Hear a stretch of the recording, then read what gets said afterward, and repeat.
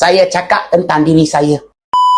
Emas disifatkan forgotten saving, simpanan yang untuk dilupakan. Jadi sebelum ini kita simpan duit 100 satu bulan, tapi 1 tahun belum tentu ada 1,200. Jangan teruskan. Kita ubah kaedah sahaja. Simpan dalam bentuk gram emas. Sebab emas ubat paling mujarab dalam kaedah menyimpan, insya-Allah. Katanya mentor saya Tuan Zulkifli Syafi'i, setiap kita ni kan, setiap individu kalau boleh mesti ada tabungan yang dinamakan untuk dilupakan, forgotten saving, tabungan emas.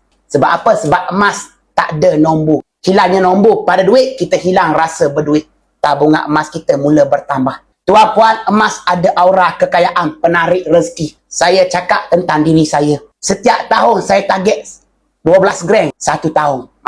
Maknanya 1 bulan saya target 1 gram 1 bulan saya menyimpan. Tapi untuk tahun lepas saya mampu menyimpan melebihi 30 gram. Sebab apa? Sebab emas ada aura kekayaan, penarik rezeki. Kita mula ketagih mahu disimpan, mahu ditambah. Berbeza. Jauh sangat-sangat kita simpan duit ni kan, berbeza. Kita simpan duit ni apabila dah banyak cenderung kepada belanja.